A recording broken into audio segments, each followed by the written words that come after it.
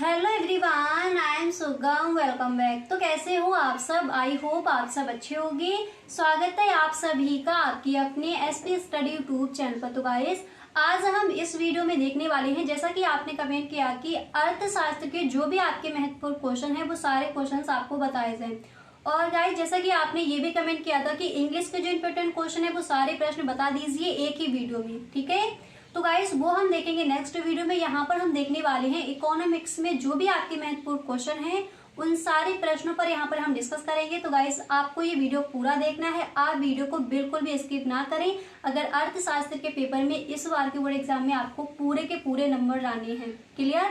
तो पूरी तैयारी यहाँ पर हम करने वाले हैं इकोनॉमिक्स की, और जो आपने इंग्लिश का बोला था वो हम देखेंगे नेक्स्ट वीडियो में। और गाइस, अगर आप इस वीडियो को देख रहे हो और आपको भी इसी तरह से किसी भी सब्जेक्ट के इंपोर्टेंट क्वेश्चन या फिर मॉडल पेपर का फुल सोल्यूशन चाहिए हो तो please tell me in the comment box. अगर आप एक भी कमेंट करते हो तो उसका भी रिप्लाई आपको मिलता है। और जो भी आपकी डिमांड है, किसी भी सब्जेक्ट के इंपोर्टेंट क्वेश्चन या फिर मॉडल पेपर का फुल सोल्यूशन आपको चाहिए हो तो वो आपको दिया जाता है। तो गाइस, अगर आप इस वीडियो को देख रहे हो और आपको भी इसी तरह से इस बार के बोर्ड एग्जाम में 90+ स्कोर करना है और किसी भी सब्जेक्ट के इंपोर्टेंट क्वेश्चन चाहिए हो तो आप हमें कमेंट बॉक्स में जरूर बताएं, ओके। तो चलिए, यहाँ पर हम देखने वाले हैं अर्थशास्त्र के महत्वपूर्ण क्वेश्चन। तो चलिए बिना टाइम वेस्ट के वीडियो को स्टार्ट करते हैं। गाइस, यहाँ पर देखिए, आज हम यहाँ पर देखेंगे जो आपके लघु उत्तरीय प्रश्न हैं इकोनॉमिक्स में, ठीक है। जो आपके अतिलघु उत्तरीय प्रश्न थे उनको हम देख चुके हैं।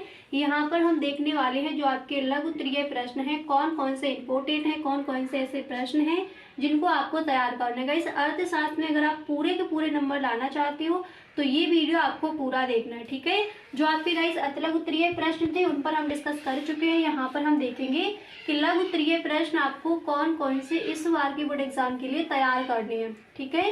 तो अर्थशास्त्र में इस बार आपके पूरे के पूरे नंबर ही आएंगे अगर सारे वीडियोस आपने देखे, ठीक है। गाइस, प्लेलिस्ट आपकी अलग बना दी है, उसको एक बार आप जरूर चेक कर लें। तो पहला प्रश्न यहाँ पर दिया गया है, बजट क्या है? बजट की संरचना संकटक पर प्रकाश डालिए, ठीक है। बजट क्या है वो आपको यहाँ पर बताना है, क्लियर।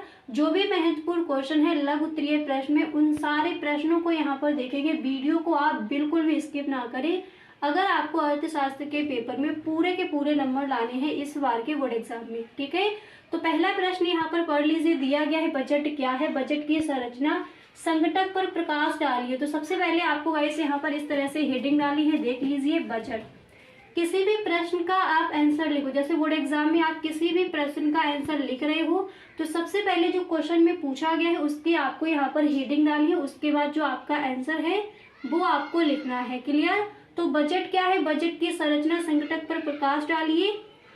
आप इस तरह से लिखोगे, बजट एक विस्तृत आर्थिक विवरण है। इतना याद हुआ? बजट क्या है?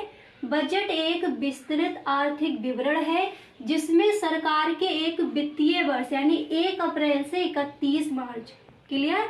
बजट एक विस्तृत आर्थिक विवरण है। इसके बाद आप लिखोगे जिसमें सरकार के एक वित्तीय वर्ष 1 अप्रैल से 31 मार्च के लिए अनुमानित आय व्यय का ब्यौरा है। इसके बाद आप लिखोगे इसमें निश्चित उद्देश्यों को प्राप्त करने के लिए सरकार द्वारा अपनाई जाने वाली नीति सम्मिलित है। तो आई होप आपको समझ आ गया होगा कि बजट की जो डेफिनेशन है आप किस तरह से लिख कर आओगे। इसको एक बार दोबारा से देख लीजिए। जो भी क्वेश्चन यहाँ पर बताए जाए इन सारे क्वेश्चंस के जो आंसर हैं इस तरह से समझते चलिए कि दोबारा आपको ये ना पढ़ने पड़े, ठीक है। आप रिवाइज करके जाओ और अच्छे से बोर्ड एग्जाम में इन सारे प्रश्नों के आंसर को आप लिख सको। इस तरह से आपको ये वीडियो देखना है। तो बजट क्या है एक बार दोबारा से समझ लीजिए। आप इस तरह से वहां पर लिखकर आओगे कि बजट एक विस्तृत आर्थिक विवरण है जिसमें सरकार के एक वित्तीय वर्ष 1 अप्रैल से 31 मार्च के लिए अनुमानित आय व्यय का ब्यौरा है। इसमें निश्चित उद्देश्यों को प्राप्त करने के लिए सरकार द्वारा अपनाई जाने वाली नीति सम्मिलित है। इसके बाद नेक्स्ट हेडिंग आपको डाली है बजट की संरचना, ठीक है। जब आप फर्स्ट हेडिंग डालोगे तो यहाँ पर साइड में आपको डाली है, जब आप ये हेडिंग डालोगे तो आपको कॉपी के बीच में डालनी है, ठीक है। बजट की संरचना। फिर आप इस तरह से यहाँ पर लिखोगे, देखिए, बजट के 2 प्रमुख संघटक हैं। कौन कौन से? पहला है आपका बजट प्राप्तियां एंड दूसरा है बजट व्यय, ठीक है। बजट की संरचना हेडिंग डालने के बाद आप लिखोगे बजट के 2 प्रमुख संघटक हैं। कौन कौन से? याद कर लीजिए, पहला है बजट प्राप्तियां एंड दूसरा है बजट व्यय। यहाँ तक समझ आ गया। अब देखिए यहाँ पर देखिए कि बजट प्राप्तियां जो आपने हेडिंग डाली, तो बजट प्राप्तियां हम किन्हें कहेंगे। आप इस तरह से लिखकर आओगे कि बजट प्राप्तियों से आशय एक वित्तीय वर्ष यानी भारत में 1 अप्रैल से 31 मार्च, ठीक है। बजट प्राप्तियों से आशय एक वित्तीय वर्ष यानी 1 अप्रैल से 31 मार्च में सरकार को सभी मौद्रिक से प्राप्त मौद्रिक आय से है। इसे दो भागों में डिवाइड किया जाता है। कौन कौन से 2 भाग हैं। पहला है राजस्व प्राप्तियां एंड दूसरा है पूंजीगत प्राप्तियां। तो बजट की संरचना हेडिंग डालने के बाद आपको इस तरह से लिखना है। बजट के 2 प्रमुख संघटक हैं, बजट प्राप्तियां एंड दूसरा है बजट व्यय। फिर आप बजट प्राप्तियां क्या है वो आप लिखोगे। इसके बाद इसके भी 2 टाइप्स हैं, कौन कौन से, राजस्व प्राप्तियां, पूंजीगत प्राप्तियां। नेक्स्ट हेडिंग आपको यहाँ पर डालनी है बजट व्यय और फिर इसके बारे में भी आपको लिख देना है। क्लियर। अगर लघु उत्तरीय प्रश्न में आपका क्वेश्चन पूछा जाता है तो इस तरह से आप पूरा आंसर वहां पर लिख कर आओगे। अब यहाँ तक आपको समझ आ गया। तो देखिए बजट क्या है, बजट की संरचना पर प्रकाश डालिए। आई होप सही ढंग से ये क्वेश्चन आपको तैयार हो गया होगा, ठीक है।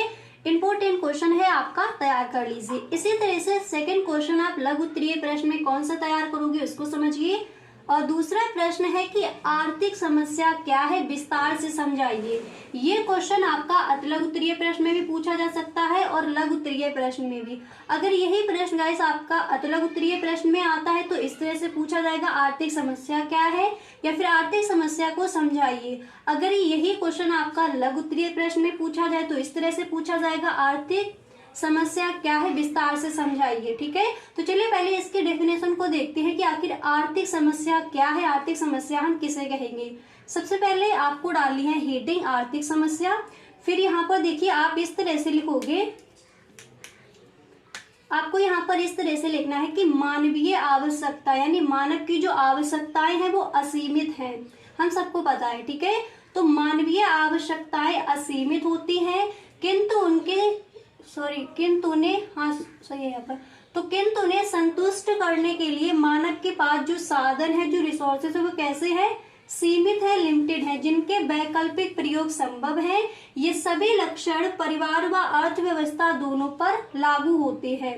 अब देखिए आर्थिक समस्या यहाँ पर क्या है, दोबारा से समझिए।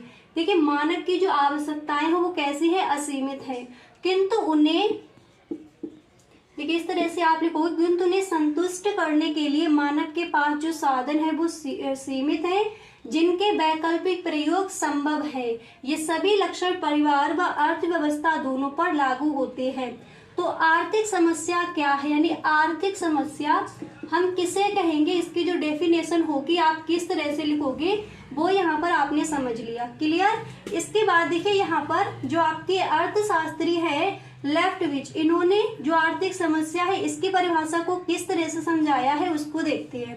अब देखिए यहाँ पर जो आपके अर्थशास्त्री है लेफ्टविच, इन्होंने आर्थिक समस्या की परिभाषा क्या दी है इसको देखिए। इसी तरह से कुछ और भी आपके समाजशास्त्री हैं, उनकी भी आपको वहां पर जो उन्होंने आर्थिक समस्या की परिभाषा क्या दी है आपको वो भी लिखकर आना है, अगर आपका ये लघु उत्तरीय प्रश्न में पूछा जाता है।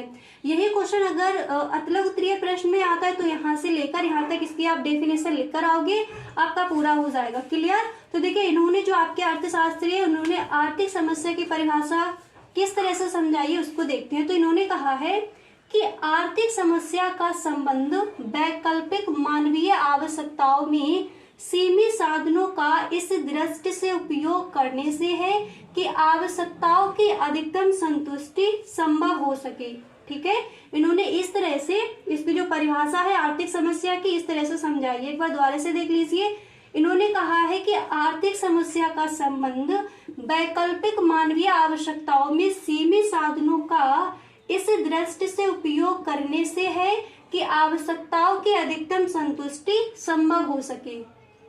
क्लियर। इस तरह से अब इसी तरह से गाइस लघु उत्तरीय प्रश्न में कुछ और भी आपके क्वेश्चंस हैं, उनको भी देखते हैं।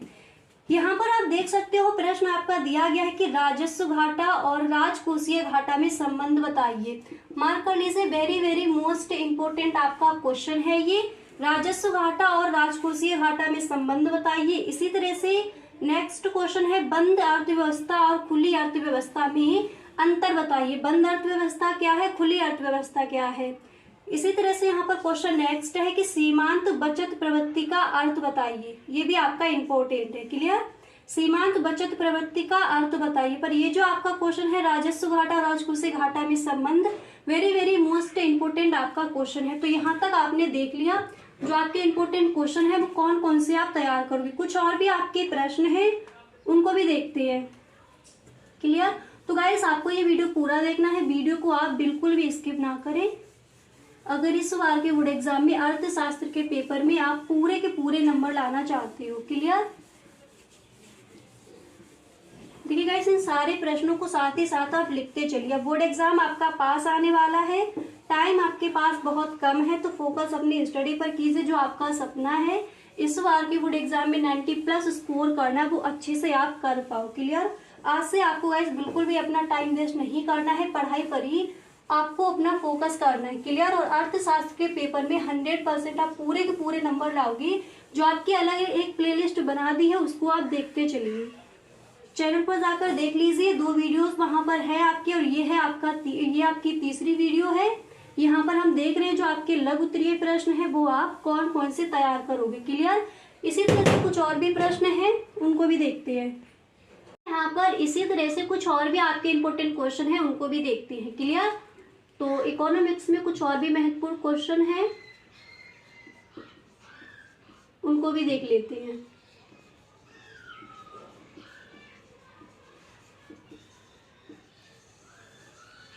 गाइस वीडियो को आपको पूरा देखना है, इस वीडियो को आप बिल्कुल भी स्किप ना करें अगर आप अर्थशास्त्र के पेपर में पूरे के पूरे नंबर लाना चाहते हो। तो देखिए क्वेश्चन नंबर फर्स्ट, यहाँ पर देखिए लघु उत्तरीय प्रश्न में आप क्वेश्चन तैयार कर लोगे। स्टॉक व प्रवाह में भेद कीजिए। क्वेश्चन कई बार पूछा गया है बोर्ड एग्जाम में। क्लियर? तो प्रश्न क्या है? स्टॉक व प्रवाह में अंतर बताना है आपको। स्टॉक व प्रवाह में भेद कीजिए। ठीक है, इस प्रश्न को आप तैयार कर लेंगे। स्टॉक व प्रवाह में भेद कीजिए। इसी तरह से नेक्स्ट क्वेश्चन आपको तैयार कर लेना है, उपभोग फलन से क्या आशय है। क्वेश्चन नंबर 2, देखिए इन प्रश्नों को साथ ही साथ आप लिखते चलिए। प्रश्न कौन सा तैयार करना है? उपभोग फलन से क्या आशय है। उपभोग फलन से क्या आशय है, इसको तैयार कर लीजिए। ठीक है,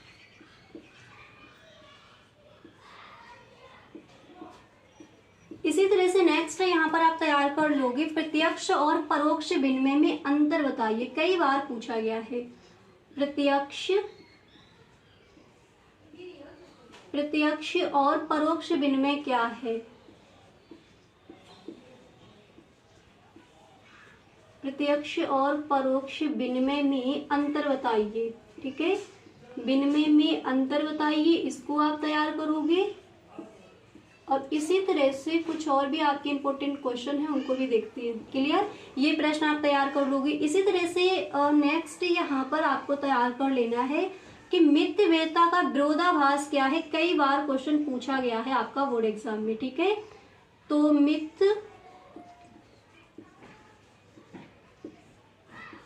मितव्ययिता का विरोधाभास क्या है ये आपको बताना है।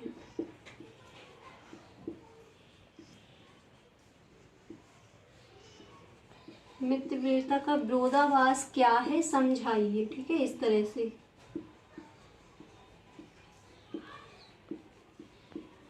इसको आप तैयार कर लेंगे। इसी तरह से नेक्स्ट क्वेश्चन आपको तैयार कर लेना है, प्रति व्यक्ति आय से क्या आशय है। क्लियर? तो नेक्स्ट आप तैयार करो। क्वेश्चन नंबर 5 हो जाएगा आपका, प्रति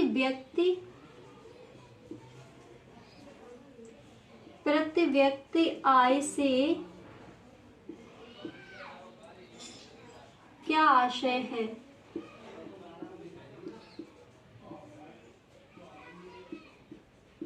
इसको आप तैयार करेंगे। इसी तरह से कुछ और भी प्रश्न हैं उनको भी देख लीजिए। क्वेश्चन नंबर 6 है, यहाँ पर आप तैयार कर लोगे, मध्यवर्ती वस्तुएं क्या। ये क्वेश्चन आपके अतलग उत्तरीय प्रश्न में भी पूछे जाते हैं। क्लियर? तो मध्यवर्ती वस्तुएं क्या हैं।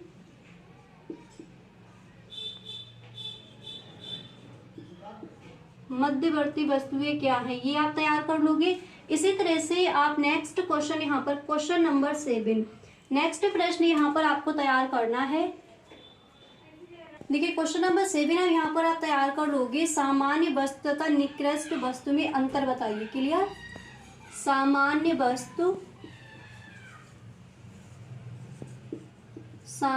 वस्तु तथा निकृष्ट वस्तु में अंतर, इसको आप तैयार कर लेंगे। निकृष्ट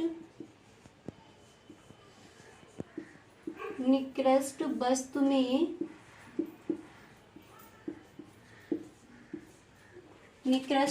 में अंतर बताइए। इसको तैयार कर लेंगे। इसी तरह से नेक्स्ट आपको तैयार कर लेना है कि क्वेश्चन नंबर 8 यहाँ पर डाल लीजिए। अगला आप तैयार कर लोगे पूर्ण प्रतियोगिता की विशेषताएं। कई बार पूछा गया है क्वेश्चन आपका, ठीक है। तो पूर्ण प्रतियोगिता की विशेषताएं बताइए।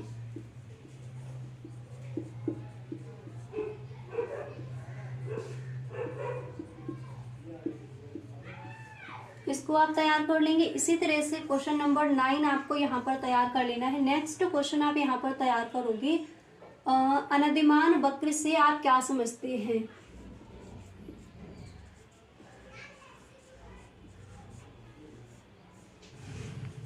वक्र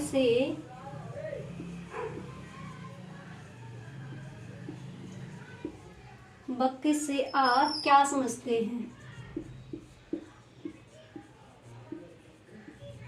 ठीक है। अनदिमान वक्र से आप क्या समझते हैं। तो इन प्रश्नों को आप तैयार कर लेंगे लघु उत्तरीय प्रश्न में, ठीक है। देखिए अर्थशास्त्र में लघु उत्तरीय प्रश्न में इन क्वेश्चन को आप तैयार करेंगे। जो आपके लघु उत्तरीय प्रश्न है ये है आपके इम्पोर्टेंट क्वेश्चन। और गाइस जो आपके अतिलघु उत्तरीय प्रश्न है वो हम देख चुके हैं। जो अतिलघु उत्तरीय प्रश्न है वो आप कौन कौन से तैयार करेंगे, तो आपकी जो प्लेलिस्ट बना दी है उसको एक बार आप जरूर देख लें। वहां पर जो आपके अतिलघु उत्तरीय प्रश्न है साथ में आपको आंसर भी मिलेगा, ठीक है। प्लेलिस्ट एक बार आप चेक कर लें। अर्थशास्त्र महत्वपूर्ण क्वेश्चन कक्षा 12 आपकी प्लेलिस्ट बना दी है, उसमें ये सारे क्वेश्चंस जो है वहां पर आपको मिल जाएंगे। नेक्स्ट वीडियो में हम देखने वाले हैं कि विस्तृत उत्तरीय प्रश्न आप कौन कौन से तैयार करेंगे। क्लियर, तो उस वीडियो को आप देखना ना भूलें। तो गाइस आज के लिए बस इतना ही, मिलते हैं नेक्स्ट वीडियो में। अगर सच में गाइस आपको वीडियो अच्छा लगा है तो आप इस वीडियो को एक लाइक जरूर कर दें।